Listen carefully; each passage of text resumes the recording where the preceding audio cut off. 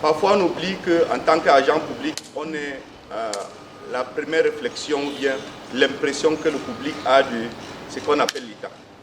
Souvent, on se dit que non, c'est, je ne sais pas, les ou bien des institutions spécialisées qui doivent comporter d'une autre manière et nous, en tant qu'individus, travaillant pour le ministère ou bien pour l'État, on doit peut-être se mettre en retrait pour faire certaines choses.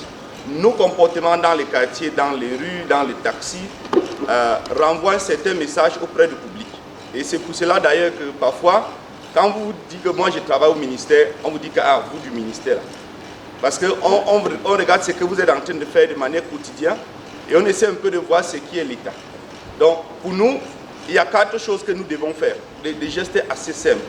Une secrétaire qui est à l'accueil, qui dit bonjour et qui sourit, qui explique même des procédures, que ce soit dans les administrations centrales comme celle-ci, mais que ce soit aussi dans les services déconcentrés, qui explique les procédures de manière ouverte et qu'il est assez patient.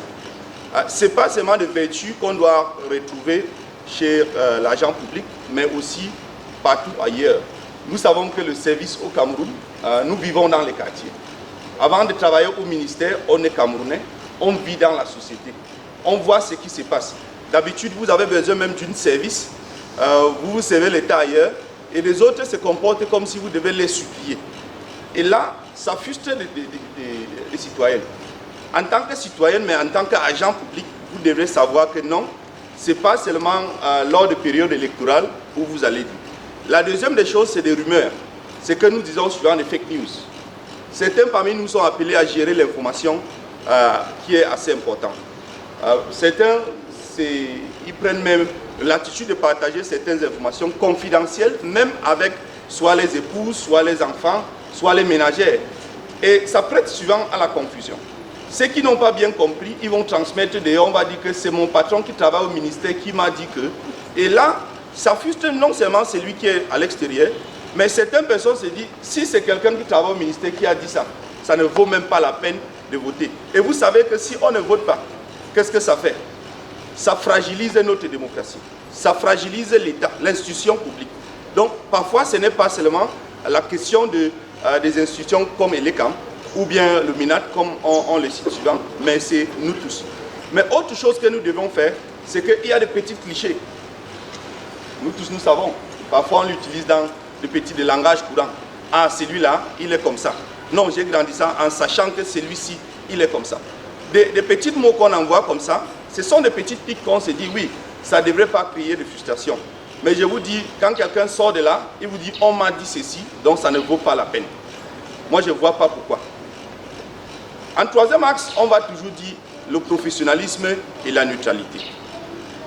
En tant qu'agent public, on appelait toujours à être professionnel et de rester neutre. Ça veut dire que vos propos peuvent être déformés. Si vous faites la moindre erreur, de dire autre chose que ce que peut-être dans les codes de votre procédure, on vous a demandé de faire. Parfois, vous êtes en train de blaguer avec quelqu'un, il sort de là avec une impression qui est complètement différente de ce que vous avez eu à l'annoncer. Et aussi, parfois, on pense que le professionnalisme devait seulement peut-être être mis en exergue quand peut-être on a nos supérieurs qui sont en face de nous. Parfois, ce sont des jeunes, des tout petits qui viennent même pour chercher, se renseigner, pour trouver l'information, ou bien qu'on les voit à l'extérieur, même ici au sein du ministère. Comment vous interagissez avec ces personnes-là, renvoient certains messages qui ne sont pas peut-être de vous. Il y a des collègues qui disent souvent que si on me demande de choisir un ministère, je vais choisir le ministère de la jeunesse. Moi, je les ai demandé au bureau pourquoi. Ils m'ont rappelé 7 minutes du civisme. On dit que si dans chaque ministère on faisait ça, mais je ne pense pas que c'est moi qui les ai dit. Ils ont accepté, ils ont parti avec ces messages. Je ne sais pas jusqu'où ce type de message va se répandre dans la société. Donc, ce que vous faites de manière quotidienne renvoie certains messages auprès du public qui sont à l'extérieur. Et alors, en dernier lieu, nous sommes connus au Cameroun comme une institution qui lutte contre les discours incendiaires, disons-nous les discours de haine. Tout comportement que vous avez, que ce soit gestuel, que ce soit corporel, que ce soit même ce que vous vous dites, peut renvoyer en certaines tendances.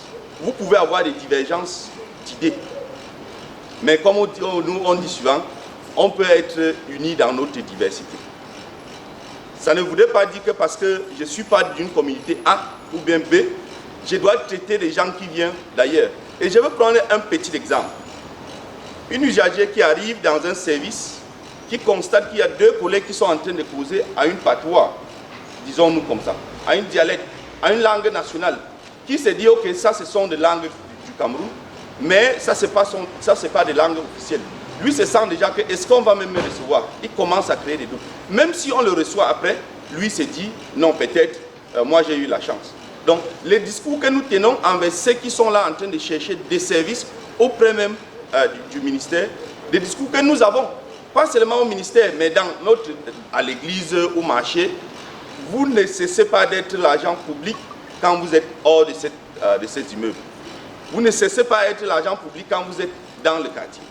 Donc, parfois, nous, on se dit que non, je peux dire cela, c'est en retrait, mais vous oubliez que ce que vous êtes en train de dire à vos enfants, ils peuvent transmettre ça de manière inconsciente parfois, à l'école, à ses amis. Donc, on était là ce matin pour vous dire, en tant qu'agent public, c'est souvent un peu difficile, mais on doit être, comme on dit en anglais, we have to be the torchbearers of the community.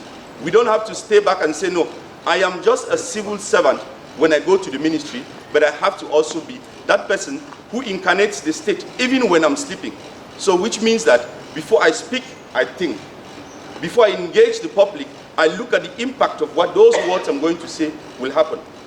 And then before I even try to actually engage in another discussion, I'm asking myself, will this represent the state? Will this represent the government in which I work for? Will this represent general interests of the people, irrespective of partisan beliefs? This is what we came here to share this morning. And we're always delighted that the minister will grant us a few minutes to express what we're doing with other structures and stakeholders outside there. Thank you very much.